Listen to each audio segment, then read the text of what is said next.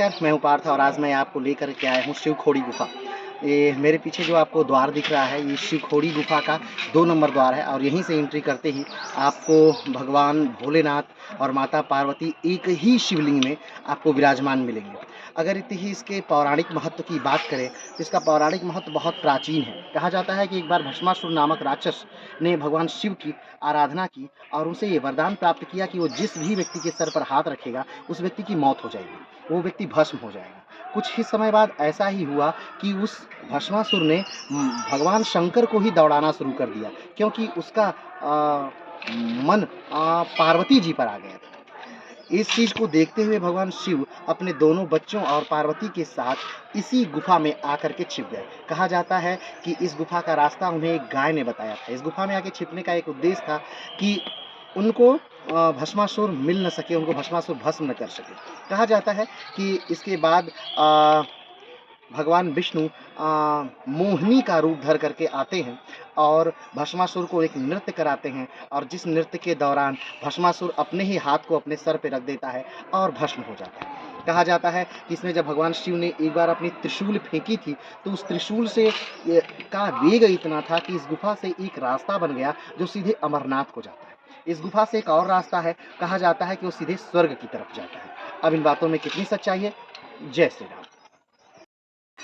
उसके उपरांत अगर हम बात करें कि यहाँ पर कैसे आएँ, शिवखोड़ी गुफ़ा कैसे आएँ, तो शिवखोड़ी जम्मू में पड़ता है। आप जब भी वैष्णो देवी यानी कटरा आप दर्शन करने माता वैष्णो देवी का आएँ, तो वहाँ से लगभग 80 किलोमीटर की दूरी पर ये गुफ़ा पड़ती है, यानी शिवखोड़ी गुफ़ा पड़ती है। वहाँ से आप बस से आ सकते हैं, टैक्सी से आ सकते हैं और भी बहुत सारे रास्ते हैं आने के, जिससे आप आ सकते हैं। वैसे मैं जो आपको सजेस्ट करूँगा, अगर आप को सजेस्ट ये करूँगा कि आप अपनी पर्सनल गाड़ी से आएँ, ताकि बीच-बीच में जो बहुत सारे व्यू पॉइंट हैं वहाँ पर रुक कर आप फ़ोटो ले सकें, सेल्फ़ी ले सकें और भी बहुत सारे मंदिर मिलेंगे, चीज़ें मिलेंगी जिसका आप दर्शन कर सकें। अगर एग्ज़ैक्ट हम बात करें कि शिवखोड़ी गुफ़ा आते समय आपको किन-किन मंदिरों का दर्शन मिल सकता है, तो थोड़ी-सी बात कर लेते हैं। जिन-जिन मंदिरों को शिवखोड़ी के दर्शन के समय हम दर्शन कर सकते हैं। चलिए अभी हमारी पूज्य नहीं, हाँ, दर्शन कर सकते हैं वो है नंबर 1 चामुंडा देवी मंदिर शिवखोड़ी के रास्ते में मिल पड़ेगा। आगारजी का मंदिर आपके शिवखोड़ी के रास्ते में पड़ेगा। 9 देवियों की गुफ़ा शिवखेड़ी के रास्ते में पड़ेगा।